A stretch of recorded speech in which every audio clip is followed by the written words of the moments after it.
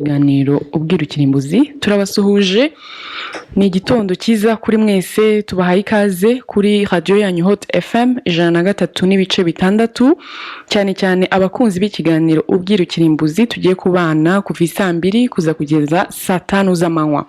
Dusuhuje cyane cyane abantu banditse za message kare duse tubona ngo baratwakiriye ngo ikiganiro ubwirukirimbuzi ni karibu intashyo z'inyamirambo. Murakoze cyane bantu b'inyamirambo ndetse dusuje n'abandi bose baherereye za Kayonza, za Ngoma, Huye bakunze kutwereka ko baba bari kumwe natwe ndetse na Musanze nubwo bamwe namwe batubwira ko Hot FM itabasha kugerayo nkuko bikwiye ariko rwose turabasuhuje kuko mutwereka ko muba mutumva cyane.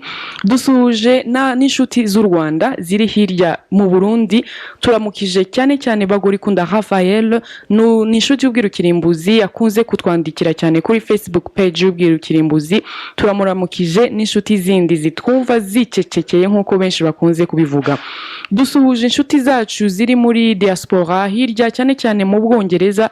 Turamukije Martial na Clement muri iki gitondo. Amahoro y'Imana abane namwe inshuti z'u Rwanda. Tukaba dukomeje gusuhuza inshuti z'ubwirukirimbuzi ziri kuri group ya WhatsApp dukunze kuganira. Iyo group ya WhatsApp mwese aho muri ndabaramukije muri iki gitondo. Dusuhuza na famille ya Papa Gihozo na Mama Gihozo. Tukaba rero tugiye gukomeza ikiciro cya kabiri twatangiye inyigisho ubushize twigiye hamwe imperuka. Twize byinshi cyane ariko yari nka introduction cyangwa intangiriro ntabwo twari twinjira neza cyane ngo ducengere. Rero uyu munsi tugiye gukomereza ikigisho cya kabiri cy'imperuka. Mutega amatwi muri benshi mufata ikaramu ndetse n'urupapuro kugira ngo twige kuko tuba twajana kugira ngo twige cyane kugira ngo mutaza kudusubiza inyuma.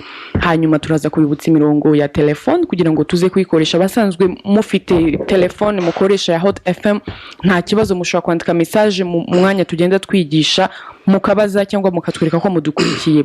Murakoze rero umwanya tugiye kuwuha mwarimu wacu Bwana Mugabo John. Umwanya ni uwanyu. Murakoze. Nanjye ndabasuhuza abo dutangiranye ikiganiro n'ubwirukirimbuzi nkuko bisanzwe. Turacyakomeje ku nyigisho twatangiye isa naho izaremera ariko abantu nibo bayisabye ariko ni na ngombwa. Ni ikintu cyihishemo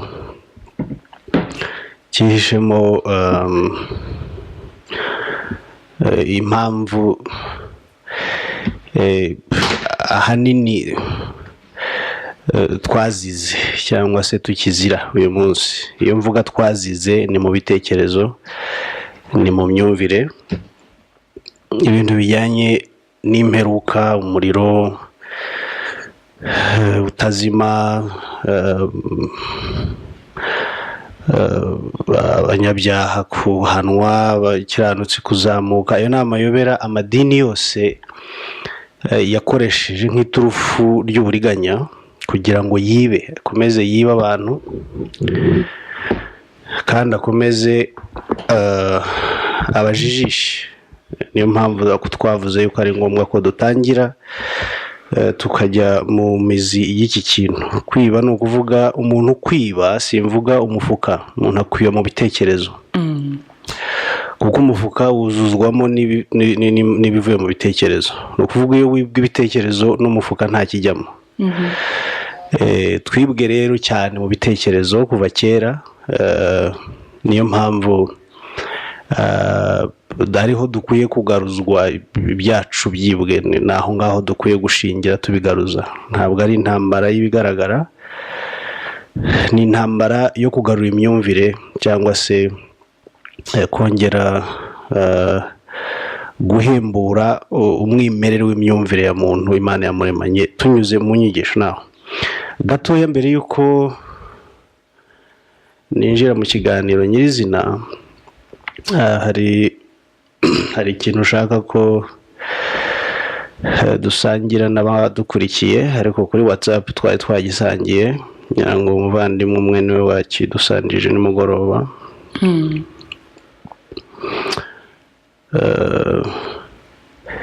cyerekeranye na Bibiliya. Impamvu nkizanye nuko abantu batekereza yuko cyangwa babeshywe yuko guhakana ko Bibiliya atari ijambo ry'Imana ari bwo bushitani. Hariho mbese ubwo uba ubonye identite ya Antikristo. Nawe ndashaka nkosora icyo kintu ariko nkosoresha igihamya. Abantu bibwira ko ni mugabo watangije ibyo gusa wabivuze, ariko hari ibihamya nshaka gukoresha kugira ngo abantu basobanukirwe yuko nubwo hari ibyo batabwirwa, ariko ibi tuba tuvuga hano ni ukuri kutavangiye, ni ukuri kutahimbwe n'umuntu ukuvuga, ahubwo n'abandi bose barakuzi nuko bahisemo kuguhisha kubera ko kubabwiye mwabazinukwa cyangwa mwabahunga. aha hantu iki gika ngiye gusoma kiri mu byigisho by'ishuri ryo ku isabato by'Abadiventiste. Abadiventiste ni itorero niko ryitwa, ariko ni idini nk'ayandi. Abadiventiste umunsi wa karindwi twigeze kurivugaho, tuvuga uburyo ryabayeho iby'amateka yaryo, ariko ngiye kubasangiza kimwe mu nyandiko ziri mu bitabo byabo. Ibitabo byabo bakoresha, ukibaza ariko n'impamvu abantu baba banabifite bakabisoma ariko they don't make sense of it, ntago babyumva, ntago babisobanukirwa. So ni amigisho yasohotse mu gihembwe cya mbere cy'ibihumbi cya 1996. Abadiventiste bankurikiye mufite ayo migisho muyarebemo. Igihembwe cya mbere cy'igihumbi 1996 niho tugiye gusoma ibi bintu kuri Bibiliya. Kugira ngo mutavuga ko ni John Mugabo wahagurukanye ibi bintu byo kuba ko Bibiliya atari ijambo ry'Imana. Oya, ibi ni ibintu bisanzwe, ahubwo kuba mutabizi mufite ikibazo. Kuko kuba mutari mu ni ikibazo, ntabwo ikibazo ari ubivuze. Now haravuga ngo Bibiliya yanditswe n'abantu bayobowe n'umwuka w'Imana, ariko si bwo buryo Imana itekerezamo, kandi si nabwo buryo ivugamo. None se niba atari bwo buryo ivugamo, iba gute ijambo ry'Imana? Bibiliya yanditswe n'abantu, sibyo? Si uburyo Imana ivugamo. None bakongera bakatubwira ngo ni ijambo ry'Imana. Ubwo aho ntiharimo contradiction cyangwa se kwivuguruza. Si bwo buryo Imana itekerezamo. None se ijambo ritatekerejwe ni irihe? Abantu munkurikira, aka kantu niko nshaka kubanza gutangiza mbere yuko ninjira mu nyigisho nyirizina y'umunsi. Niba atari bwo buryo Bibiliya atari bwo buryo Imana itekerezamo, atari bwo buryo Imana ivugamo, iba gute ijambo ry'Imana? Yanditswe n'abantu, nibo babyivugiye. Aba ngaba ni kimwe n'abandi bose, ni abateologe ntuzimwe. Ubwo ni uburyo bw'abantu, niko yanditse. Bibiliya yanditswe n'abantu bayobowe n'umwuka w'Imana, ariko si bwo buryo Imana itekerezamo, kandi si nabwo buryo ivugamo. Ubwo ni uburyo bw'abantu. Inyandiko yanditswe n'Imana ntayihari. Niko bari ubu ndimo gusoma. Hagara amagambo yanjye. Ugasome koko neheza. Ndimo gusoma. Ubwo buryo ni ubw'abantu. Inyandiko yanditswe n'Imana ntayihari. Kenshi abantu bazajya bavuga ko imvugo runaka atari iy'Imana, ariko Imana ntiyigaragaza mu magambo, cyangwa se ntiyigaragaje mu magambo, ntiyigaragaje muri gahunda z'ibitekerezo, ntiyigaragaje mu bisigo, cyangwa ngo yishyire muri Bibiliya, yishyire muri Bibiliya gucirwa urubanza. Abanditsi Bibiliya bari abanditsi. b'Imana ariko si Imana yiyandikiraga. Amagambo ya Bibiliya siyo yahumetswe n'umwuka w'Imana. Ndimo gusoma ntabwo ari amagambo yanjye yangana, ahubwo abantu nibo bahumekewemo. Uko guhumekerwamo ni guhindura amagambo cyangwa imvugo, ahubwo umuntu ubwe niwe ukoreshwa n'umwuka w'Imana akamuha ibitekerezo. Ariko amagambo atunganywa n'ibitekerezo by'umuntu ku giti cye. Ngaho ibitekerezo by'Imana biravugwa. Ibitekerezo by'Imana n'ubushake bwayo, ibitekerezo by'Imana n'ubushake bwayo bikomatanywa n'ibitekerezo by'umuntu hamwe n'ubushake bwe, bityo amagambo y'umuntu akaba ijambo ry'Imana. Ni mu nyumvire koko mwa bantu mwe muteze amatwi, iyi si inyandiko ya Mugabo John. Ibi bintu umuntu abibika ate, akabyemera, akabigendera hate? Ababisobanukirwa, ababyumva, cyangwa haba hari ikintu cy'igihu ku bwonko cyatewe kuva kera tutigeze dusobanukirwa, gituma dusoma ibintu ntitubone amarenga yabyo. Bibiliya aba ni bamwe mu bayigisha ko ari ijambo ry'Imana, ariko muri iyi nyandiko y'ubwabo yasohotse muri 1996, ubashize imyaka ingahe? 20. Turacyari muri ya rutini kandi dusoma. Ikigwereka ko twate ntidusoma cyase ntidutekereza. Now abavuye hano ngira ngo nigeze kumva bavuga ngo Imana ntabwo ngakorana n'ibitekerezo by'abantu. None se ubu ngubu so kwivuguruza? Bibiliya batubwiye ko ikora ibitekerezo by'umuntu bikomatanyirizwa mu bikomatanywa n'ibitekerezo. Gukomatanywa ni uguhuza. Murumva ko kwivuguruza kuba mu myumvire niba ibitekerezo byacu nta kamaro bifite, bihuzwa gute n'ibitekerezo by'Imana?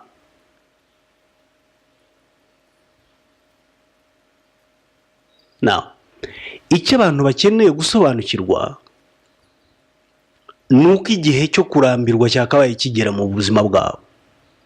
Kurambirwa kubaho mu kutamenya. Ibitekerezo by'abantu ni iby'abantu, bibaye gute ijambo ry'Imana? Imana ngo ntivuga kuriya. None se kuki dukomeza tukabyita ijambo ry'Imana? Nese kuki babitwigisha batubwira ngo ni ijambo ry'Imana kandi bo babizi ko atari ijambo ry'Imana? Iyo ukomeje gukonsantra imyumvire yawe muri izo nyandiko za Bibiliya, bituma n'Imana ivuze muri wowe utayumva, kuko ujya kuyishakira muri cya gitabo. Kandi ngaba nibo batwibwira ko Imana itavugira mu bitabo, itavugira mu nyandiko. Niko mbisomye hano. Ni ukuvuga ngo icyo ndimo ushaka ni ukugira ngo abantu bemerere Imana ivuganire nabo aho yari isanzwe ivuganira nabo.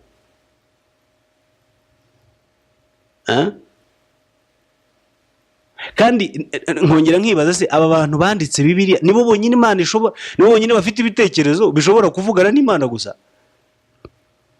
Babikuye hehe? Abo batubwire uburyo baremwe bitandukanye n'abandi twese turi ku isi. Kuko hangaha ngize amahirwe bemeye ko atari iby'Imana, ni ibitekerezo by'abantu byakomatinijwe n'iby'Imana, imvugo n'iz'abantu. None nkibaza twebwe muri twebwe abuyu munsi ibyo bitekerezo byacu bifite ubusembwa bungana iki ku buryo Imana itabiganiriramo natwe, ariko igakomeza kuganirira natwe muri bya bindi by'aba bandi bahise? Ni ikintu gipfobya ubumana. Ibi nibyo mpora mvuga. Ibi ni iturufu yo gupfobya icyubahiro n'ubuhangange bw'Imana, bigashyirwa mu bugufi bw'inda z'abantu. Imana ukayishyira mu kigero cy'inda yawe ukwireshya, kumva ko abantu bagomba gukurikira Imana y'inda inyuze mu bihangano byawe. Iyi ntabwo ari Imana. Abantu duhangira inyungu zacu, ariko twe guhangira Imana. Akangaka abashobora gushaka icyo gitabo bagishaka. Ngira ngo muri biblioteke z'Abadventiste mwabisanga haba harimo ngira ngo amigisho yarangiye, cyangwa se mwana baza abayafite bakunda kuyabika, ariko iyo nyandiko irimo. now turacyari kuri end times cyangwa se imperuka, niko niryo jambo ryihuse. Ubushize rero ku bataratangiranye natwe, twasesenguye neza aho iki kintu cy'imperuka cyagiye cyumvikana mu mvugo z'abantu, aho cyatangiriye kumvikanira, ndetse na domaine cyangwa se ibice cyagiye cyumvikaniramo. Twarebye rero imyumvire cyangwa se amadini menshi, tugenda tuyasoma tureba aho bagiye, igihe batangiriye kumva imperuka no kuyivuga, ndetse n'uko bayivugaga gutandukanye n'uko abandi. Ugasanga idini rimwe igihurijweho n'uko imperuka izaba abantu, ariko ugasanga uburyo izaba ntabwo bivugwaho rumwe, uburyo sene izagenda, uko ibintu bizasa, ugasanga ni ibintu bitavugwaho rumwe. So twagiye turebera hamwe ayo madini yose yabanjirije aya ngaya yacu ariho, noneho tuza kugera ku bukirisitu bwa none, tureba aho nabwo bwaturutse. Ubwo ndimo kunyura mu ncamake y'abantu batakurikiye ku cyumweru cyashize. Dusanga yuko bwaturutse cyangwa se bwabanjirijwe, umukurambere wabwo ari irindi dini cyangwa se imyemerere ariko yari no mu muco. Icyo nicyo abantu nanone bakeneye kwibutswa, w'abantu ba kera, abo bitaga Hindu Kush, bakomoka hano iwacu. Iyo mvuga iwacu mvuga mu birabura, mu muntu wirabura. Iyo myumvire yari mu mico yabo, mu bigize imico yabo, hanyuma bakagenda bayitira, ariho ubukirisitu bwayitiye. Ibyo bikaba byarabaye mu myaka irenga 3500 yatambutse mbere y'ubukirisitu. So abo ngabo bitwaga Zoroastrianism, ni imyumvire cyangwa se ni idini rikomoka ku muntu witwa Zoroaster. Zoroaster ni yatuye muri Iran y'uyu munsi. Twarayisobanukiwe, tubona yuko ari ahantu hari hatuwe n'abantu bitwa Indo-Europeans, ndetse tubona ko banakomoka kwa Kush n'ubundi, niyo mpamvu bitwaga Hindu Kush. So iyo wumva Indo ukumva Hindu, ni Ubuhinde, ni ikintu kimwe, ni Ubuhinde. Ubuhinde rero bwabayeho bukomoka cyangwa se bubyawe na Afurika. Ibyo abantu bize amateka babisobanukirwa kurusha wenda ababyumvise uyu munsi bwa mbere. Tujye tunasobanurirana, buriya niyo mpamvu iyo dukoze umuhuro nk'uriya tuba dushaka abantu batandukanye, bize bitandukanye, kugira ngo baze basangize abantu ubumenyi bafite bw'isi, kuko akenshi nta bumenyi bw'isi dufite. Twisanze muri iyi nyanja, wa mugana abantu bita ngo ni inyanja ya Bibiliya, ariko ni n'inyanja ntago ari naturelle, ni inyanja artificielle, ni inyanja mpimbano. Kuki muyita ikintu gikomeye cyane, ikintu eze mbere ya Bibiliya hari iyihe nyanja? Ugasanga ngo abantu bakora inyanja ngo utayoga ngo ayigwamo, utayoga se inyanja mpimbano yica umuntu gute yarahimbwe n'umuntu? Ntabwo byakabaye bikwiye.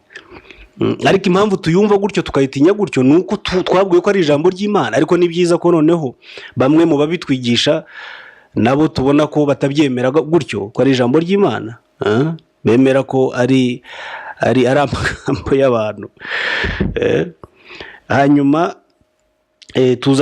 tuza kulokaliza rero aho abantu bari batuye, abo ngabo aho bitwa ba Indo-Europeans ndetse na Hindu Kush. Iyi myumvire cyangwa se idini rikaba rikomoka mu bitwa aba Hindu Kush, cyangwa se abo bahinde bari muri icyo gice cyitwa Ubuhinde ariko bakomoka kwa Kush, nk'uko mubizi neza. Kush uwo yari ari we, Kush ni umwirabura, ni umurage wo muri Afurika. So bakaba bafite rero icyo kintu cy'imyemerere yitwa Zoroastrianism, akaba ariho ubukirisitu bwatiye, niho bwahise bwinjiriramo. Uyu muzorosita rero we yavugaga yuko niwe watangije bwa mbere ibintu byo kuvuga yuko hari icyo bita kurimbuka, hell, heaven, ndetse ndibwira ni ibintu nka bitatu, icyo bita hell ni mu gifaransa sinzi, enfer ni umuriro utazima, niko twabyigishijwe. Mu kinyarwanda rero hell ni kuzimu, se biraza neza buriya,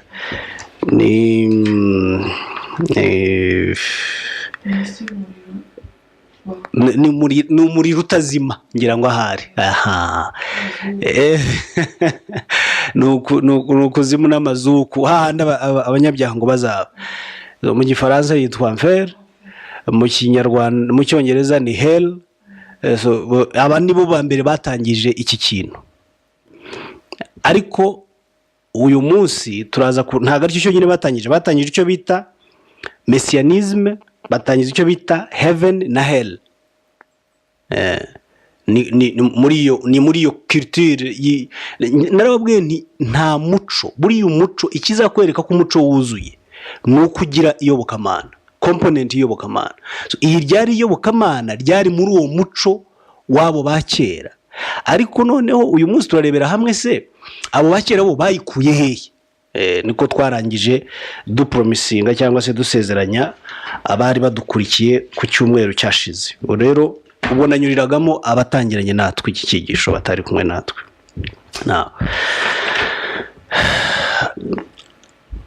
Murabizi muri Bibiliya, buriya Bibiliya ntabwo ngewe nyirwanya. Bibiliya ni ibitabo byinshi kandi bikenewe. Ni ibitabo birimo amateka, ni ibitabo birimo imigani, ni ibitabo birimo akamaro cyangwa se bishobora gufasha umuntu gutyaza ubushobozi bw'umuntu nk'ibindi bitabo byose dukeneye. Icyo mpakana ni uko byitirirwa ururimi n'ijambo. Ijambo ni ikintu buriya ijambo ryawe niwe wowe. Niyo mpamvu iyo ufashe kiriya gitabo ukakigira ijambo ry'Imana, ni ukuvuga Imana ni hari itangira ni hari irangirira. Niyo mpamvu babwira ngo barabigisha Imana. Imana se bo bayize bate?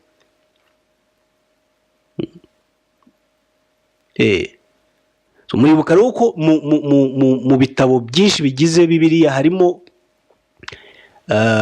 iby'amateka. Tubona amateka y'Abaroma, Abagiriki, Abaperesi, Abamedi, Babiloni, biriya byose ni amateka kandi yabayeho. Turayakeneye, ukeneye kuyamenya. Yego nturangiriza hariya kuko icyabaye edited, nibyo twavugaga yuko ari ama version. Buriya versions bivuze editing, umuntu agenda editing akurikije icyo ashaka gutambutsa, ariko bifite ishingiro wajya unaheraho gukora ubundi bushakashatsi ugasobanukirwa kurushaho imvo n'ivano y'isi. Aba Bamedi n'Abaperesi rero, abo bita Medes and Persians, ni abantu bari batuye muri biriya bice bya Iran niba ari uburasirazuba, sinzi uko ni East, ariko nyango ni muri East hari ugereranije. Abo rero nibo Bahindu cyangwa se bene Kushi. Twaje no kubisobanura yuko niho Aburahamu cyangwa se Nimurode, ribuka ko Nimurode yaje ari uvuka kuri Kushi, yahubatse ubwami bukomeye. Aho hari bene wabo, cyari igihugu kimwe. Urumva ko wari umuco umwe ukomoka hano ukagera hakurya, kuko ni urubyaro rumwe. Urubyaro rwa Nimurode nirwo rwa Kushi. Ari naho tuzareba hari igihe topic nzi ko izaba iri interesting cyane, aho tuzabonera bya bindi ngo by'abana b'Imana basambanye n'abantu, ngo ibintu nk'ibyo aho naho harimo ntuziryoshye cyane. Sinzi igihe tuzayigira, ariko izaba ishyushye. Mwantegetse kubigisha ibyo ngomba kubigisha, ubwo nimbirangiza nibwo nzayijyamo. Hahandi bavuga ko abamarayika basambanye n'abantu bakabyara, ibyo bintu byose bifite aho bihura no kwa Kushi, bifite aho bihura no kwa Nimrod, ariko ntabwo aricyo cyigisho cy'uyu munsi.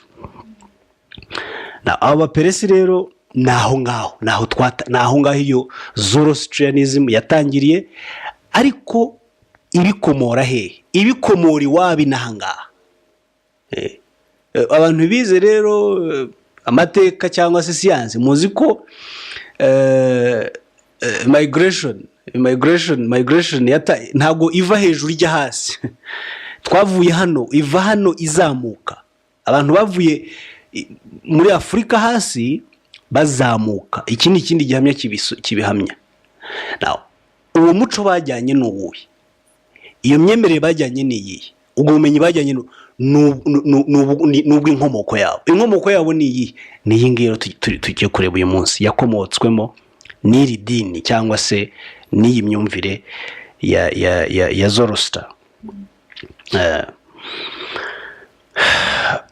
Mu bitabo rero bishobora kuboneka uyu munsi bihamya ibintu ndimo kuvuga, ndashaka kubanza mbibahe gatoya ntaribagirwa ko ubushize naribagiwe ngenda ntabitanze. Turi bukuremo ibi bintu ku buryo mushobora ahari no kubyishakashakira, cyangwa mugatuma bagenzi banyu bari hirya no hino aho bishobora kuboneka mukaba mwabibona, aho uri busange neza yuko ibi bintu tuvuga ntabwo ari inzaduka, ahubwo ni ibintu bisanzwe byatsikamiwe imyaka myinshi cyane kubw'inyungu za rubanda rumwe, agatsiko nako, udutsiko tumwe tugenda tubyara, kakabyara nta giti kitagira amashami. Ibi turimo n'ingaruka z'amashami y'igiti cyo gutsikamira umuntu, banyuze mu mateka bagiye baryamira n'ayo bagiye beditinga nk'uko twagiye tubireba. Ibi bitabo rero ni ingenzi. Ndashaka kubwira abantu ko ibitabo ari ingenzi. Abantu bankritika bavuga yuko ngo ndapfobya Bibiliya nkoresha ibitabo, nagira ngo mbibutse ko na Bibiliya ari ibitabo. Kumbwira ko mfobya ibitabo nkoresha ibitabo, ndumva nta message irimo, kereka niba batazi ko Bibiliya ari ibitabo. Bibiliya bivuze ibitabo, ntabwo bivuze ijambo ry'Imana. Niba nkoresha ibindi bitabo rero tuvuga atari ikibazo, ahubwo byakabaye ari byiza, nibyo dukeneye. Kandi nta nubwo mu by'ukuri aricyo ndimo. Ni ibitabo bya wakwita ancient cyangwa se ancient literature y'abirabura, ancient African literature. Ibyo bikaba birimo imizingo itandukanye nk'uko Bibiliya n'ubundi igizwe n'imizingo itandukanye. Muri byo harimo Book of Two Ways, niko cyitwa, ni umuzingo. Hari icyo bita ngo ni Book of Hidden Room. Ibi ni ibitabo byanditswe mbere ya Bibiliya. Mbwira abantu ko nidushaka kumenyera mu marangamutima tuzajya twisanga turimo gukrera amakimbirane hagati yacu gusa, ariko nidushaka kumenya kubw'inyota mu by'ukuri nyakuri dufite, bizadufasha kugira isi yacu nziza twihereyeho. Ikibazo rero ni uko akenshi gutandukanya ubuzima dukeneye cyangwa dukwiye n'ubuzima bw'amarangamutima byaratunaniye. Hari undi muzingo witwa Book of the Dead, igitabo cy'abapfuye. Hari ikindi bita Book of the Earth, igitabo cy'isi cyangwa se Earth. Hakabamo n'undi muzingo witwa Book of Caverns. Ibi ni imizingo iri muri ancient African literature. Mu Kinyarwanda ndumva ntazi uko nacyita. Ni literature, ni ubuvanganzo, se ni igisimbizi, ni ibintu nk'ibyo ngibyo. Ahangaha babyita ngo ni Egyptian literature, ariko ndabibutsa ko Egypt atari igihugu. Egypt ni umuntu, ni skin complexion, ni uruhu. Ni ukuvuga ngo ni African literature. Ibi bitabo, iyi mizingo, abashobora kuyishaka muzayishake. Hari ibindi byitwa the Indo-European Smith. Ubwo ibi ni ibitabo mushobora gukuramo ibi bihamya byose by'ibyo tugiye kuvuga. Indo-European Smith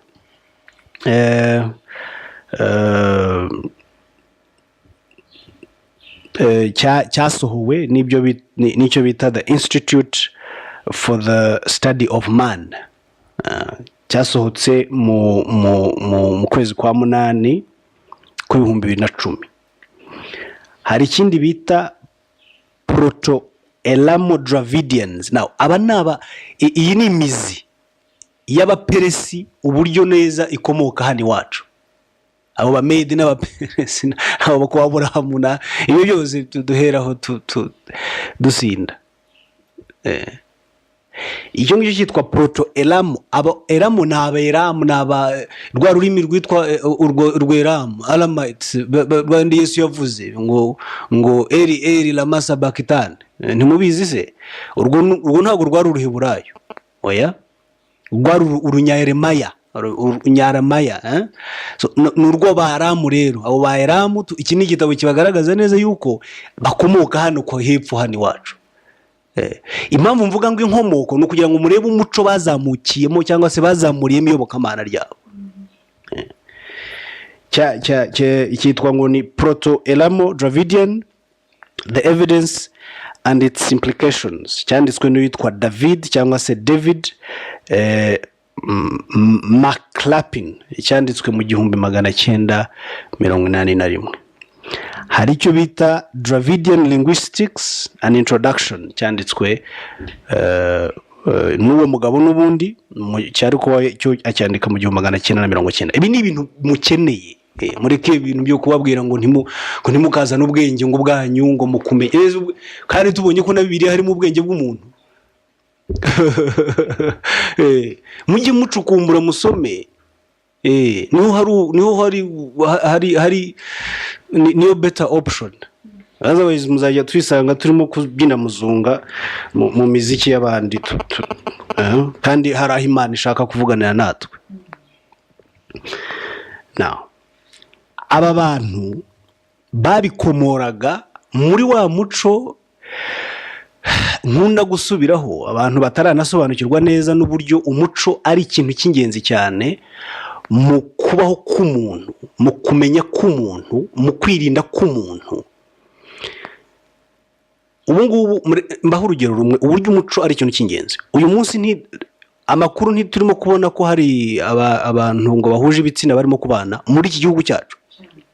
Now ibi ntabwo ari ibintu bishya ku isi, ariko ni ibintu bishya iwacu. Muzi impamvu? Nuko twarinzwe n'umuco wacu imyaka yose yatambutse. Ariko mu Bwongereza barabasezeranya kandi bakoresheje Bibiliya. Kuri wowe urabireba ukabacira urubanza, ariko si umuco wabo kubyanga. Ni umuco wabo kuko baranabyeza nyine. Irya jambo ry'Imana rikajya hagati, barabikora muri churches, muri izi nsengero biremewe, barabana rwose. Ibihugu amategeko y'igihugu byabo arabyemera, amategeko y'iyobokamana ryabo arabyemera. Twebwe hano iwacu nta yobokamana twari dufite ryabo, ariko ntabwo twabyemera. Murabona se umuco n'iyobokamana bidafite aho bihurira? Niba Imana yararemye umuntu ari umugabo n'umugore bagomba kubana bakororoka, papa si n'ukororoka no kurinda isi, tukaba twarabirindiwe cyangwa se twaranabirindiye mu muco wacu tutarabona izo Bibiliya n'uyu munsi bakoresha kugira ngo babyemeze. Birasaba iki kugira ngo twumve ko umuco ari ikintu cy'ingenzi dukeneye kandi cyabereyeho kuturinda? Uyu n'ubundi rero niwo muco wavuyemo ibingibi turimo kubabwira, ibingibi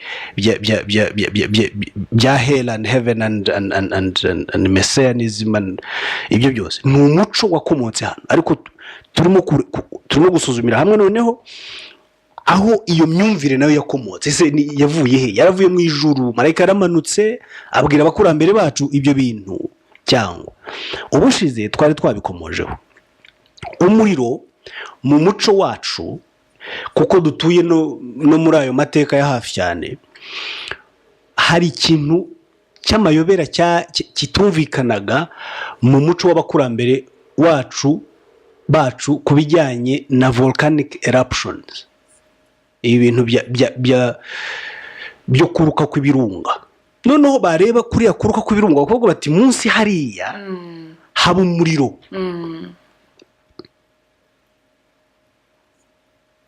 uwo muriro niyo ukomoka ku isoko ni ukuvuga ngo isoko y'umuriro uba ibikuzimu abyumvise hariho ahandi tuzajya mu kuzimu nyine mu nda y'isi bati mu nda y'isi haba umuriro kuko nta muntu uwucana ntitubona inkwi ntitubona ibibiriti ariko tugiye kubona tubona umuriro urazamutse kandi niba hari ukuntu mwaba mwaritegereje ikirunga uburyo kiruka ibintu bimeze nk'inyanja noneho inyanja y'umuriro kuri bo bakavuga ko iba iri hasi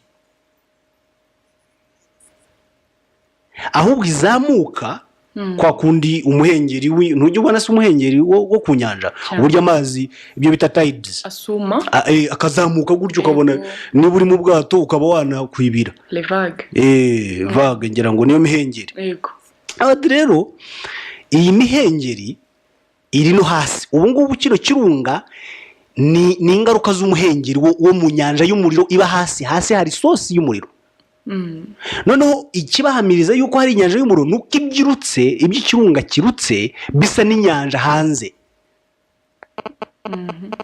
nguko inyanja y'umuriro nguko yavutse bakavuga yuko ariko iri kuzimu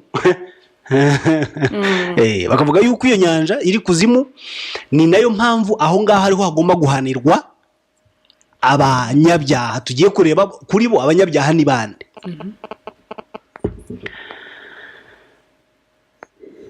bari bafite ibintu bita moral fitness aribyo bita ngo ni the law of Ma'at ni ibyo nababwiye ari amategeko 10 ari 10 ni 42 ya Ma'at ibyo ni ibintu rwose abantu badakwiye no kubona no gushakisha amategeko 10 yakuwe mu mategeko 42 y'uyu muco wacu w'abakurambere witwaga law of Ma'at ni justice righteous ni ugukiranuka mbese bayitaga mu magambo make rero ni amategeko yo gukiranuka urumva ko ibyo twari tubifite ibyo ni imbere ya Bibiliya mwabantu mu ntege amatwi none bakavuga ngo umuntu utaragenze neza muri aya mategeko yo gukiranuka azahanwa n'umuriro w'amazuku n'inyanja y'amazuku iri munsi iri kuzimu ibi ni ibintu byari biriho ubukirisitu n'ahangaha bwabitiye nta handi turaza gukoresha Bibiliya muri iki kiganiro n'ibinkundira ndaza kujya no muri Bibiliya urumva ko enfer yari iriho mbere y'uko Bibiliya ikibivugaho kandi yari iri mu myumvire no mu bumenyi bwacu iwacu mu muco wacu apana mu idini mu idini ry'abanyafurika biriya ni cults ni sinzi mu kinyarwanda uko byitwa biriya ntabwo ari amadini cults na religion biratandukanye now bakavuga ngo igihe umuntu yananiwe kugenda neza muri aya mategeko natural laws of Ma'at. Natural laws ni amategeko naturel y'umwimerere wo gukiranuka azahanwa n'icyo gihano aho hantu hamukwiriye. Ahangaha ni perspective y'abaki y'abirabura. Turaza kugira no kuri perspective y'abayahudi b'uyu munsi. Muraza gusanga neza ibintu turimo ari imico y'abantu complètement. Ariko aba babayeho nyuma y'uyu muco bagiye bagira ibintu batira muri uyu muco wacu twari dusanganywe ugida imyumvire yacu cyangwa se imigendere yacu ya buri munsi. noneho bakavuga ngo umuntu yamaze gupfa, umva ukuntu basobanuraga ngo iyo umuntu apfuye ngo habagaho tribunal, habaho tribunal. Tribunal ni urukiko kwa gucibwa urubanza aho kwaje guturuka, ngo wa munsi w'urubanza aho waje dore ngaha. Bakavuga ngo judgment icyo gihe habaho iyo umaze gupfa, bo bavuga ko judgment ijyamo wamaze gupfa, ntabwo uzayijyamo uriho. Noneho ngo hakabaho court cyangwa se tribunal igizwe n'abantu 42, kubera ko ariya amategeko n'ubundi ari 42. Ya mategeko ya maat cyangwa se yo gukiranuka, kuko ari 42. Bavuga ngo noneho niyo tribunal ni ukuvuga ngo ujijwa, mu magambo make ujijwa n'amategeko, natural laws niyo acira urubanza umuntu iyo amaze gupfa, kureba uko yitwaye akiri mu mubiri, niko bavugaga. Noneho ngabo judges 42 bakagerageza gusuzumira hamwe ubuzima bw'uwo muntu wapfuye, uburyo yabwitwayemo according to the law of Ma'at, according to the natural law of Ma'at, which represented truth and righteousness. Mu byumve ukuri no gukiranuka ko kwari kuzwi mbere yuko Bibiliya ikwigisha abantu. Hano wumvugira yuko Bibiliya tuyisome ariko tunayimenye. Ukuri gukiranuka byari biriho mbere yuko Bibiliya ibyigisha. None bakavuga bati uyu muntu nka mugabo, mbese umugabo niba avuye mu mubiri aragenda ajye guhura na tribunal ahantu hehe, ubwo ni ahazaba ari n'ubundi ntabwo bahageze ngo kuko si mu mubiri. Noneho ayo mategeko atangire basuzume ko yitwaye, niba yarayishe naba condemned arajya muri ya nyanja yindi ivamo volcanic eruption, ya nyanja y'umuriro iri hasi, ngiyo enfer, ngo kukuzimu. Ibi ntabwo ari ibintu byavuye i Roma. Roma yarabikope, ntabwo byavuye mu Bwongereza, ni ibintu byavuye hano iwacu. So niba Imana yarabanje kuvugana n'abantu, twemere ko yabanje iwacu mbere yuko igera hariya hakurya tujya kuyishaka. Niba twemera ko ibi ngibi ari Imana yabivuze, ahubwo nibaze hano bashaka Imana, nibaze hano bigishwa Imana. Ayo mafaranga tutanga iwabo bayatange, natwe ibihugu byacu bitera imbere mu bukerarugendo. Dore ngibi ngaho. Niba uwo muntu rero abaye guilty, ubwo igihano ari icyo ngicyo, ajya ngo muri lake of fire, aho arimburwa, agomba kuba inhalated. To inhale no kumirwa. Now Bibiliya, the Bible has borrowed, yatiye ibi bintu. Ufite Bibiliya aho ngaho? Ariko ndifuza ko turi bukoreshe indimi z'amahanga kuko ni yabo, niyo baduhaye ni yabo. Turaza gukoresha King James version cyane. Urayibona aho ngaho. N'abandi badukurikiye mufate Bibiliya zanyu, ariko ni byiza ko dukoresha ibi binyarwanda twasemuriwe birimo ibibazo, n'ababisemuye nabo ntibabizi, nabo ntibabyemera. Mwarabyumvise, harimo ibintu byinshi. Impamvu ndimo gushakisha rero ziriya ndimi z'amahanga nuko ibyasemuwe mu Kinyarwanda ariho byakuwe. So at least twasubirayo kugira ngo dusuzume. Kwiga ubundi ujya mu mwimere w'ikintu, nibwo washobora kubimenya. Na Bibiliya yatiye cyane iyi myumvire maze gusobanura ya ancient black race cyangwa se ancient Africans, abirabura bo hambere, y'ibirunga biruka. None reka dusuzume Bibiliya ivuga yuko hell ari hehe, nitubwira ko ari ahandi hatandukanye n'aha ngaha tumaze kubona, ndemera yuko Bibiliya ari ijambo ry'Imana koko ryavuye mu ijuru, riturutse ridafite aho rihuriye n'abo turiho. Ariko nimbibura twemeranye mwa bantu mwe munkurikiye, ibyo mvuga ntabwo biri mu bwenge bwinshi nk'uko abantu babyitirira. Ntabwo ari ubwenge ndavuga ibintu biriho bigaragara, nawe wabonesha amaso wakoraho. Yego. So mwe kwitira ibintu ejo ni mugabo ntabwo nahimbi, ahubwo abazanye ubwenge bwinshi naba babahimbiye ibitari bihari bakabirema. Nibo bahanga. Nge nta buhanga mfite rwose bukabije, ntabwo mfite ubuhanga rusange abandi bose bafite. Reka tuze dushakishe kwanza. Yego. Iyi hell iba hehe according to the Bible? Yes. Tujye muri Yobu 11.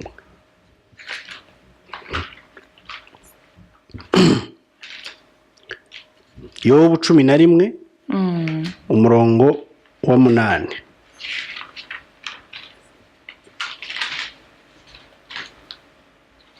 Yego. Nsomera mu Kinyarwanda twumve, ngo ndasoma yewe mu Cyongereza. Haranditse ngo biri hejuru nk'ijuru. Komeza. Reka duhere ku murongo wa 7. Haravuga ngo mbese wabasha kugenzura Imana ukayimenya, wabasha kumenya ishobora byose ukarangiza. Biri hejuru nk'ijuru, wabigira ute? Biri hasi kuruta ikuzimu, wabimenya ute? Aha, uzi mu Cyongereza uko havuga ngo ubwo ni King James. Yego. Canst thou by searching find out God? Canst thou find out the Almighty into perfection? It is as high as heaven. Murumva heaven yuko nanone nitwe ndaza kubibereka uburyo yaturutse uko hano bayemeraga. It is as high as heaven. What can thou do deeper than hell? Now, ahangaha bahamije neza yuko hell iri deep down, iri hasi cyane. Hasi cyane kuzimu. Urumva ko byongeye gusapotinga cyangwa se kuzuzanya na hell yacu aho twari tuzi ko iri. Bibiliya has borrowed, the Bible has borrowed much of this. Tujye muri Psalms ni imigani. Oya ni Zaburi, sorry. Psalms. Yego. 86. Zaburi 86. Urebe ku murongo wa 13.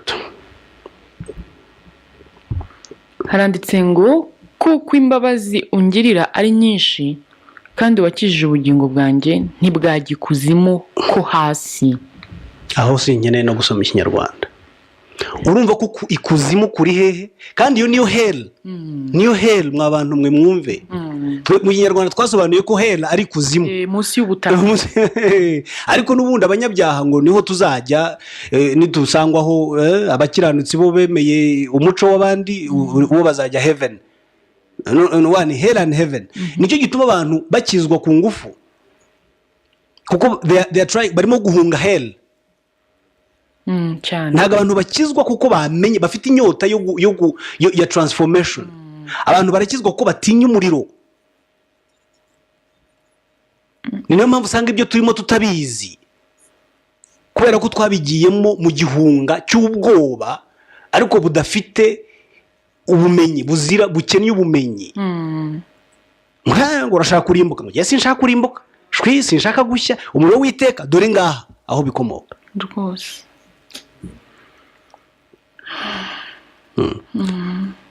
Urumva ko iryo ni isomo rindi rya kabiri rihamije ryongeye guhamya neza yuko hell ivugwa hano niyo hell twari dusanganywe hano mu myumvire yacu.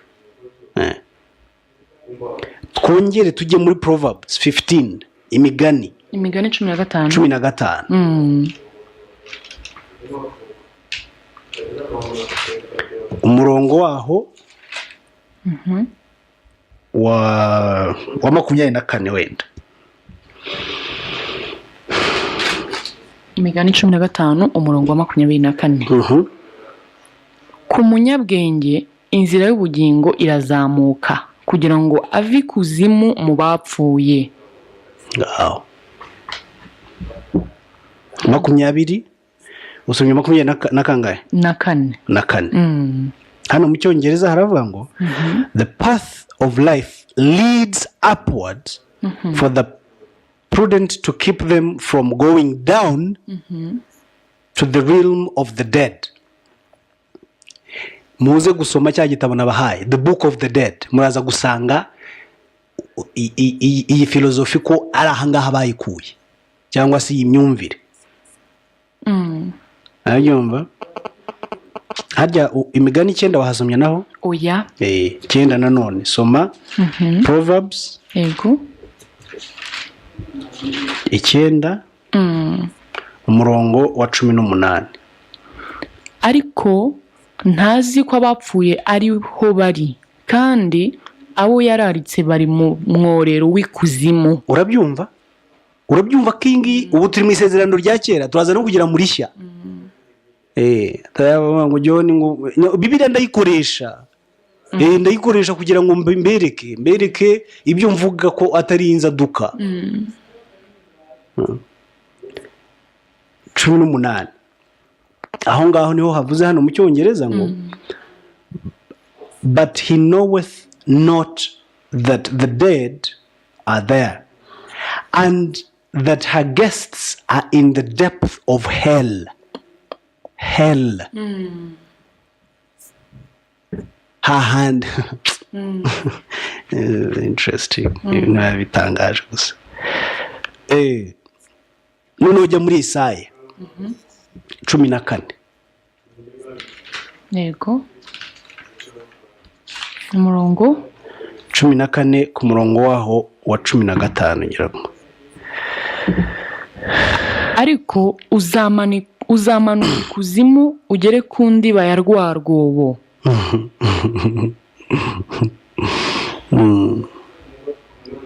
Yego. Umurongo wa 15 niho usomye.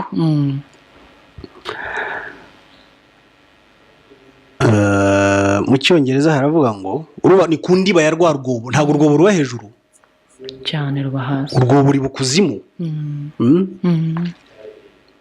Ubundi yavuze uzamanuka. Haravuga ngo yet thou shall be brought down to hell. King James bo bari straight. Ibyo by'urwobo ntaho biri hano mu cyongereza. Nibyo nk'abandi badusemuriye nabo bibacanga rimwe na you shall be brought down to hell to the sides of the pit. Now nukuvuga ngo yaherera cyakomeje kuba hasi. Ariko aho hasi nitwe aho dukomoka no batubwiye ko iba hasi kuko nabo babonye ko umuriro ukomoka hasi kandi umeze nk'inyanja. Yego. Psalms ariyo ya nyuma. Some Psalms. Yego. Psalms 139. Yego.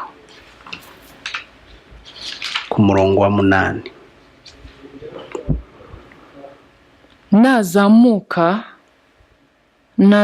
Nazamuka nkajya mu ijuru uriyo. Nazamuka nkajya mu ijuru uriyo.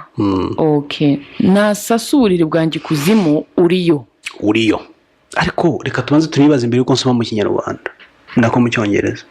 Imana ibaye gute mu kuzimu? Kuko batubwiye ko abanyabyaha bo bazaba mu kuzimu. Yego. Siko tubyemera. Nese Imana ibaye ite mu kuzimu kandi nayo? Kandi bahadekriva ko ari ahantu araha kwa Satani. Kandi yo yera. Ibi ni ibintu bagiye batira ariko batarasobanukirwa neza. Ni ubwenge cyangwa se n'ubumenyi bibye niko giye myita. Buri umuntu uzakwiba naba azakwiba mu bwenge. Ese Imana the most high, Imana itura hejuru, itura mu ijuru. Hell and heaven bije bite? Ko noneho tuyisanze muri hell. Ariko hano mu Cyongereza haravuga ngo if I ascend into heaven, you are there. if I make my bed in hell, ninkora uburiri bwanjye kuzimu, uriyo muri ubwo buriri.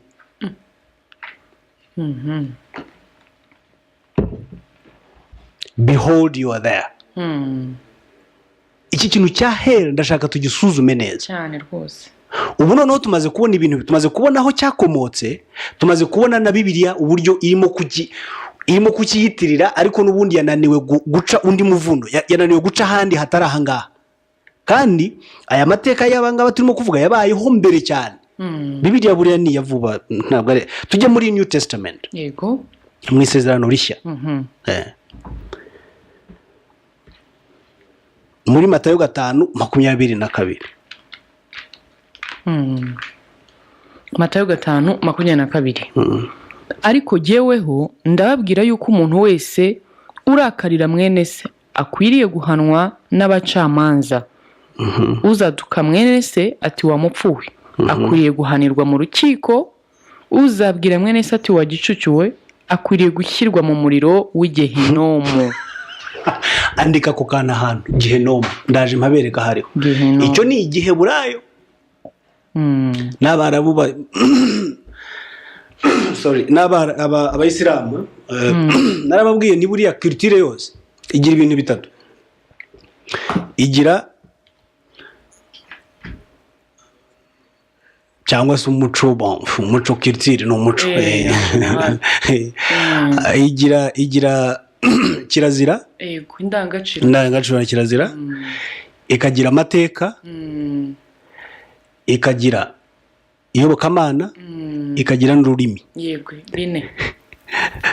Niyo mpamvu no mu Cyarabu naho, muri Islam, kuko Islam nayo n'ubundi muco, hagomba kuba mu rurimi. Christianism nayo n'umuntu hagomba kuba mu rurimi. Gehinomu, Jehova, ibi bintu byose ni ururimi, niya ntuza, niya component ya gatatu y'umuco. Yego. Aho gehinomu yinyandikire, turaza gusuzuma gehinomu icyo ari cyo muri uwo muco wabo noneho. Yego. Ntibatubwiye ko ari tuzajya gehinomu cyane. Okay, hambikire tujye muri Matayo. Yego. 5 n'ubundi 29, manuka ku murongo 29 aho ngaho. Haranditse ngo ijisho ryawe ry'iburyo nirigushuka rikakugusha urinogore urite kure. Ibyiza nuko wapfa ijisho rimwe biruta ko umubiri wawe wose wajugunywa muri gehinomu. Mu Cyongereza haravuga ngo and if thy right eye offend thee, pluck it out and cast it from thee, for it is profitable for thee that one of thy members should perish, and not that thy whole body should be cast into hell. Twongeye twasubiye hell. Yagarutse. Ariko ngo bakoresha ijambo ryiza cyane, gehinomu. Yego. Ni Jehanamu ngira ngo mu Cyarabu samutse. Yes. Buriya bafite icyo bapfana cya hafi. Yego. Gehinomu. Matayo 10:28. Matayo igice cya 10 umurongo wa 28. Yes. Haravuga ngo kandi ntimuzatinya abica umubiri badashobora kwica ubugingo, ahubwo mutinye ushobora kurimburira ubugingo n'umubiri muri gehinomu. Ariko ibintu izi nyigisho nanjye rimwe na rimwe njya nzikunda, kandi atari yo urimo narimo nzihabwa, ariko buriya wigisha uba uniga nawe umva biryoshye, ni ibintu byiza cyane. Mukomeze musurinye kuri ako kantu ka gehinomu, mugasurinyeho mukagumane. Twavuye kuri hell mu Isezerano rya kera niko baryita, ubu noneho muri shya bahita gehinomu. Ahanyuma ni Matayo 23. Ayo magambo ni amagambo, impamvu nayatinzeho hariyo natoranyije nuko ari amagambo yavuzwe nande na Yesu, according to the Bible. Yes. Ngo mutazavuga ngo urumva ngo ntabwo wakotinze neza ijambo ry'Imana. Oya, nakotinze neza ijambo ry'Imana kuko nakotinze Imana yonyine ivuga, siko se tubyemera.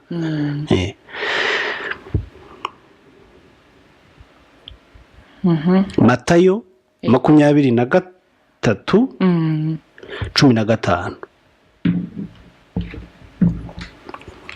Matayo igice cya 23 umurongo wa 15 haranditse ngo mwebwe banditsi n'abafarisayo mwandyarya mwe muzabona ishyano kuko muzererezwa mu nyanja no mu misozi no guhindura umuntu umwe ngo yemere idini yanyu ariko iyo ahindutse mutuma abaruta inkubwe ebyiri kuba umwana w'igehinomu. Very good. Twe dusubitse Bibiliya aho ngaho dukoresheje amasezerano abiri. Iyo tuvuga isezerano tuba tuvuga ibihe bibiri bitandukanye. Ubu rero muri iki cyigisho cy'uyu munsi twafashe ibihe bitatu cyangwa se bine. Twafashe igihe cya mbere ya Bibiliya, dufata igihe cy'isezerano rya kera rya Bibiliya, dufata n'igihe cy'isezerano rishya rya Bibiliya, dusuzuma hell cyangwa se umurimo muri utazima hariho. None reka turebe gehinomu ni hehe according to the Bible. Yego. Hell reka n'icyongereza ubundi hell ariko twarikoresheje naryo niyo nshaka ko dusuzuma ayo magambo abiri duhere kuri hell tugere kuri gehinomu. Ni ijambo riva muri Old English. Buri icyongereza nacyo nk'ibi byose cyagiye kivurwa buhoro buhoro. Old English cyitwaga hell. Hell ni H cyangwa se H E randende ebyiri na E hell. Yego hell. Hell. Impamvu kigiye kivurwa ni nkuko nabwiye ko buriya Edomu ni umuntu umwe. Ururimi ni rumwe.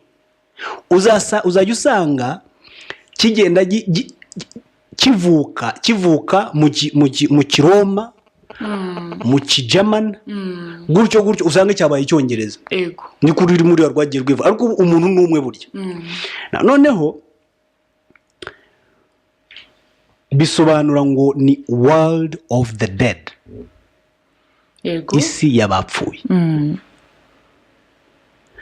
Mu Kidaci Dutch ariho sinabaye Edomu nkuko mpora mbivuga cyandikwa hell gusa ni HEL gusa. Mu Giswedish ni helvet ariyo punishment. Urumva ko byongera bigahura na kwa guhanwa kw'abanyabyaha bagomba gushya iteka mu muriro utazima. N'aba Swedish barimo kubihamya punishment of the dead. Abagiriki noneho hell bayita Gehen. Gehen ari haje gukomoka Gehinomu cyangwa se Gehenem. Kuko icyo gihe Israeli mwarabisomye yakoronijwe n'Abagiriki noneho hazamo n'Abaroma.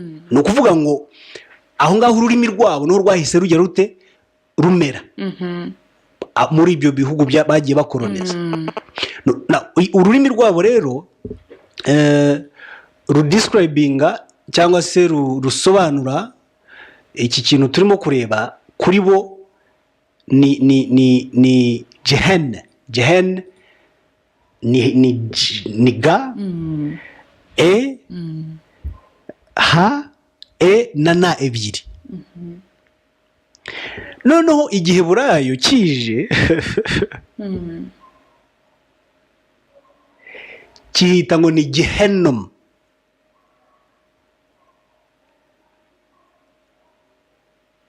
Aho Gehenom cyangwa se Gehenomu yacu y'uyu munsi turebye muri Bibiliya mu Bugande bayita Geyena. Ni ijambo ryatiwe n'ubundi twarapfuye. Ni pronunciation mbese. Twarapfuye kera. Geyena ni Gehenom ni Gehen ni Gehenomu. Ni hehe rero mu muco wabo ngaha. Ni ahantu mu muco wabo it's written culturally. Ni ahantu abami ba Yuda the kings of Judah batambiraga ibitambo by'abana babo by fire. Ni ahantu ni ahantu mu kibaya mu muco wabo. Uyu ni umuco mwibuke bigiye kuba nka Penuel. ni ahantu mu muco wabo batambiraga abami babo. Ni ya mihango buriya buri bwami bugira umuhango wabwo. Mu muco wabo batambiraga abana b'abahungu ariko babatambishije umuriro, wa muriro wagarutse. Yego. Noneho bakavuga ngo ibyo bitambo biri regarded as caste and evil. Umuntu w'umunyabwenge ubu ngubu nshatse narekera aho ngaho cyane rwose. ngiyo Gihenomu. Murumva ukuntu bigiye byimuka bitewe n'umuco w'igihe. Ariko inkomoko yabyo byose aho byaturutse ngaha ni kwa basekuruza babo, aribo wa muntu wirabura mu muco we. Ubu noneho tubwirwa ko tuzajya Gihenomu. Gihenomu ni ahangaha mu muco w'Abaheburayo. Tuvuga ko tugiyemo, twirinda kujya Gihenomu tuvugayo. Y'ubu ngubu turimo kuvuga turayizi, twayikuye. Niba tuvuga iyindi yakabaye ari iwacu. Niba atari iwacu niyo mu Baheburayo n'ubundi, nk'uko Abisirayeli aribo baturangaje imbere mu rugendo rujya ku Mana. Ariko dore Gihenomu yabo niyo ngiyo.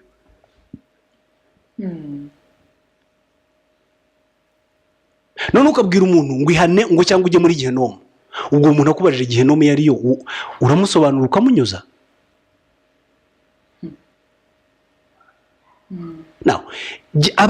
Abakurambere bacu bavuga ngo iki? Bavuga ngo hari umuriro, nk'uko hano kuri Zoroastrianism bavuga ngo hari umuriro ugaragara, hari n'umuriro utagaragara. Nintangira ahangaha ngira ngo ndaza kurya amasaha, ariko reka ngire icyo mbivugaho gato.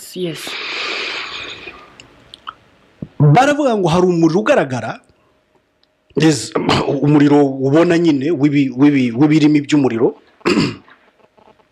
ariko hakabaho n'umuriro uri invisible fire. Bagavuga ngo from uwo muriro utagaragara ushobora gutwika umuntu mu buryo butagaragara, n'ubundi umuntu agashya mu buryo butagaragara. Ego. Nabyumva? Ku buryo bo Gihenomu cyangwa se hell bayibaraga mu buryo bubiri. Hari hell babonyesheje amaso iva ikuzimu ikanyura mu nyanja y'umuriro, wa mugani yabiriya volcanic eruptions. Ariko hari n'umuriro bari bazi utagaragara ushobora gutwika umuntu mu buryo butagaragara bw'ubuzima. Nguko ukuntu bemera. Niyo mpamvu mvuga ntabakurambere bacu bari bazi ubwenge budashobora no kugerwaho. Nabasomeye ibitabo abazungu babihamya bavuga bati ababirabura ubwenge bwabo tugerageza kubugenekereza, ntago twabugeraho, byaratunaniye. Niyo mpamvu bibi bintu bakabijyana muri mizezi wabo, kuko baracyagerageza kwiga. Baracyagira kwiga gutekereza kwari mu muco w'abirabura. Uyu munsi nujya mu Bubiligi urasangamo amateka y'u Rwanda cyane. Nujya mu Bufaransa mugira ngo si babikorera iki? Barakiga, baracyagerageza kwiga ubuhanga n'ubwenge bwari mu mwirabura wa kera. Ariko twe batubwiye ko ari kwa dayimoni, turabyanga, turanabanga aho dukomoka. Ariko bo baza agaciro kabyo, niyo mpamvu babyibye, kuko ntabwo twabibahaye. Muri mize z'Ubufaransa cyangwa mu Bubiligi n'ahandi ntaho ubona amasezerano y'igihugu cyagiranye naho ko bagomba gutwara ibikoresho byacu by'ubugeni, ariko babijyana kugira ngo babyige. Noneho bakavuga ngo hari icyo gihe ngo cy'uwo muriro uzaflowinga nka lava, uko babona lava bazita lava, ari iriya nyanja. Ariko ngo hari n'igihe umuntu ashya ahanishwa umuriro w'ibitagaragara bitewe n'uko yitwaye mu buzima bwe, akajya mu muriro w'ubuzima, niko babyitaga. Ariko ibyo biriho rwose uyu munsi.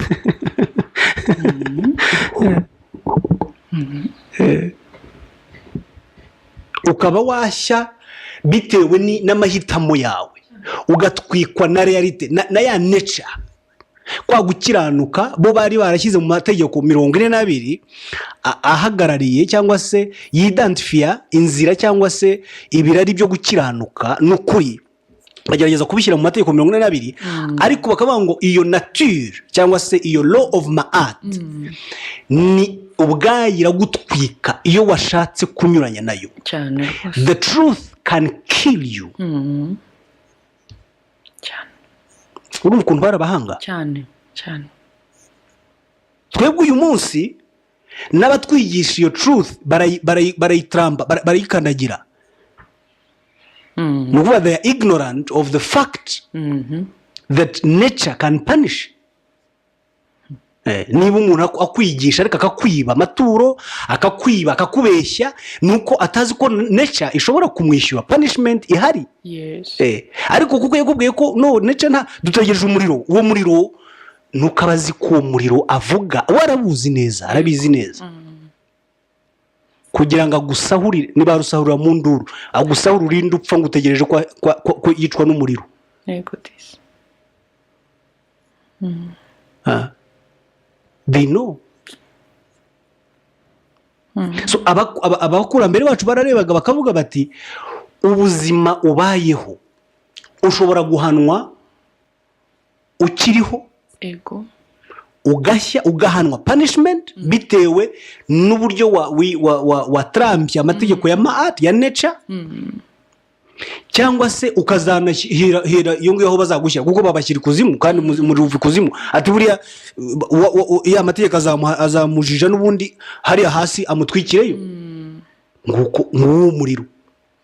None bakavuga ngo ubu ngubu uyu munsi tubyita ngo ni umuriro w'Imana izatwika abantu, ngo umuriro uzamanuka mu ijuru ngo utwike.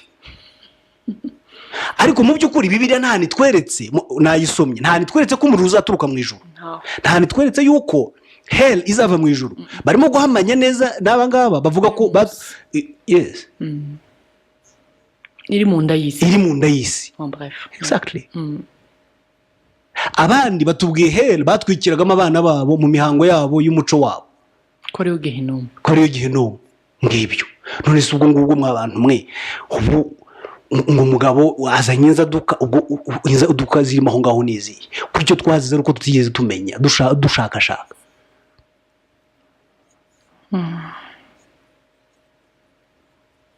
Tukananirwa tugatandukanywa n'Imana yacu tukiri mu buzima,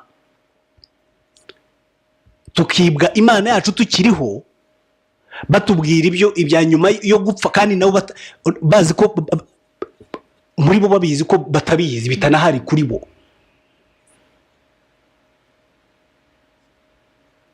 None ugashaka kubaho mu gukiranuka kwahimbwe na pasiteri wawe, kwahimbwe na Vatican, kwahimbwe na Britain, ugatrampa gukiranuka kw'Imana kuri muri natural life. Nibyo numva abantu rimwe na rimwe none ababwira natire ntibayumve, ujye ubyumva. Ntago twigishwe nature cyari cyo.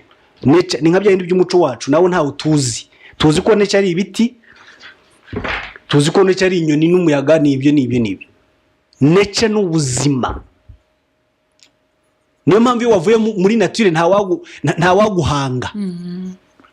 Nature iyo yarangiye ku buzima bwawe, nature yarangiye ku nese bavuga ngo Imana nta nature ngo ifite, nabyumvise ngo Imana nta kamere, nta nature ifite. Kuki yavuze ngo turimo umuntu mu ishusho yacu? Nukuvuga ahubwo Imana niyo nature mbere yuko jewe mba nature, kuko narimwe mu ishusho yayo. Kireka niba bavuga abandi atari twebwe.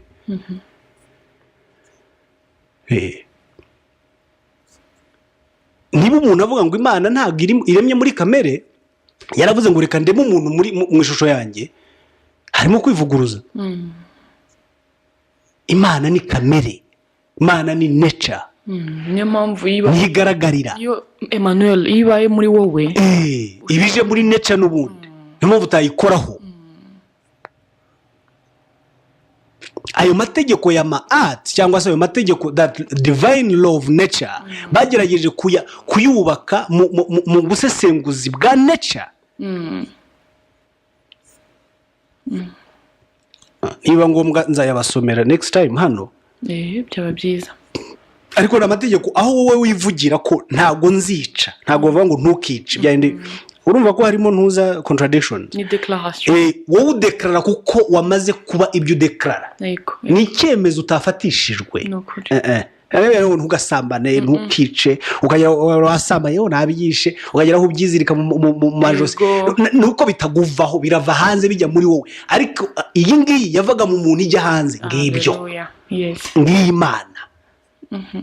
Imana twateshejwe Imana iva mu muntu ijya hanze baduha Imana iva hanze ijya mu kuko yahembiwe hanze yahambiwe hanze yubakiwe hanze wowe urakira nk'unywa ibinini byakugiraho ingaruka marerije ugatangira ngo ni dayimoni ni ibyo wariye bagutandukanije n'Imana yawe wagenze sansinike kandi nta ikintu cyose sansinike igira igihano birabujijwe watangira gushya muri enfer ugatangira ngo ni dayimoni zirimo kuntu no murebe mushakira Imana mwarayitakaje aho ngaho mu bwonko bwanyu ugasanga umuntu ngo pastor ngo sabira Imana ngo nasambanye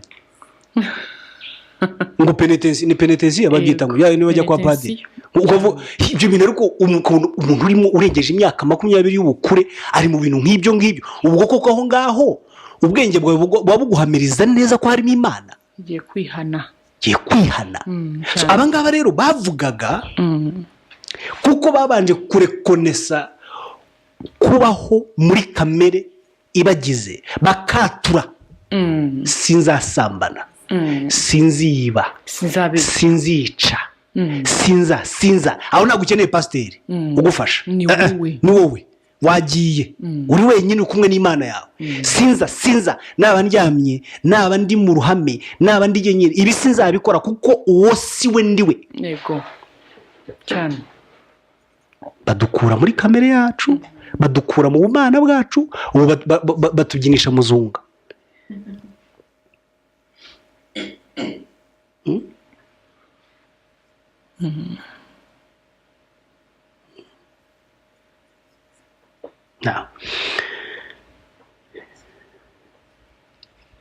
uyu Zoroaster cyangwa se iyi Zoroastrianism nababwiye ko yabayeho mu myaka nabwo ni ukugenekereza kuko nta wari ariko iyo bakoresheje ibyo bita niba ari anthropology ni bwa bushakashatsi bushingiye ku gucukura bavuga yuko ngo yariho muri 600 BC ni before common era ni imbere y'Abaroma kuko AD ni anno domini ntabwo ari after death barabeshya anno domini ntabwo bivuze after death ariko twebwe baradusobanura ngo ni after death babikurahe ko ururimi rwabo bivuga ngo mbere y'umwami wacu umwami wabo se ninde ko ari umwami wabo nyine hari umwami w'Abaroma kuko wibuke ko ibyo nibo babivugaga ntabwo ari we wabivugaga so genda buhoro kuvuga ngo imbere anno domini mbere y'umwami wandese wabo nibo babyivuga icyo gihe niyo mpamvu nababwiye ya nyandiko bashimira umwami wabo ego so ni imbere y'ubwami bwabo anno domini ni imbere ya civilisation yabo ni imbere y'umuco wabo nicyo bivuze noneho BC bikaba before common era mbere y'icyo gihe common ni ikintu kimenyerewe ikintu mbese mbere y'uko tugera mu iterambere mbere y'uko tubaho mbere barahiza ngo ni before Christ abandi bo banabyandika neza bashyiraho BCE bigaragara neza ko ni B ni ihagarariye before C ihagarariye common E ihagarariye era era ni igihe so ni igihe cyabo mbere y'igihe cyabo nicyo bivuze kandi igihe burya mu bantu gitangirana n'ubwami so iyo bavuze ngo mbere y'ubwami bwacu cyangwa se mbere y'umwami wacu ni igihe cyabo mbere y'igihe cyabo nyine ngibyo so ibi byabayeho ndimo kubabwira nababwiye byabayeho muri 600 mbere y'umwaduko wabo mbere ya civilisation yabo mbere y'uko babaho niyo mpamvu bagiye babitira muri ibi ngibi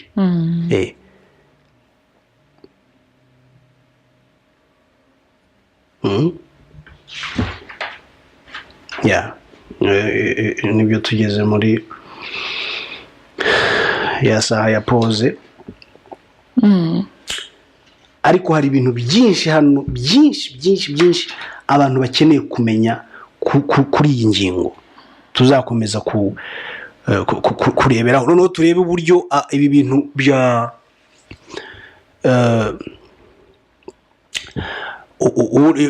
ibihangano biri mu munsi w'imperuka, uburyo byagiye bihangwa. Tugende tubikurikizaho, ariko uyu munsi icyo nicyo cyigisho twagombaga turebera hamwe inkomoko cyangwa se umuzi w'uko kwemera. Turabisuzumye dukoresheje Bibiliya, dukoresheje ibitabo biva mu bitabo, dukoresheje dusesenguye impande zose. Ubu nitugaruka turagaruka twakira ibitekerezo byanyu. Twibutsa imirongo ya telefone abaza gukoresha MTN 0781 4 3 6 abaza gukoresha Tigo 0722 44 6 kuko mbere yuko abantu ndabona batangiye no guhamagara ako kantu ndangirije twongere nkasobanure neza. Ashobora kuba abantu batumvi bagira ngo ndimo iyi ntago ari fanatism. Iyo bavuga ngo before Anno Domini, mwibuke yuko abantu bibwira ko uwo mwami ari Yesu, n'ukwibeshya. Kuko Yesu n'uyu munsi iriya ntago bamwemera. Nta kuntu yaba umwami wabo batamwemera. Wabyumvise? Ntabwo umwami Yesu ari we bavugaga ahangaha, kuko iyi ni kalendari y'igihugu ya culture, kandi uwo muco wose ntabwo wemera Yesu nk'umwami.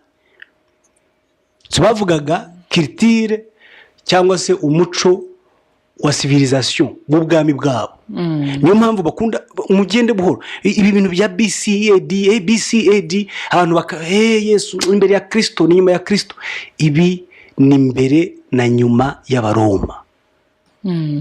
Umwami wabo bavugaga ni umwami wabo nyine. Yesu yigeze aba umwami w'igihugu, aba umwami n'uyu munsi mu muco wabo ntago mu mateka bandika akomeye y'abami ntago Yesu azamo. Mu bitabo by'abami babo ntago Yesu azamo. Nta kuntu yaza muri kalendari. Nibyo rwose. Ikiganiro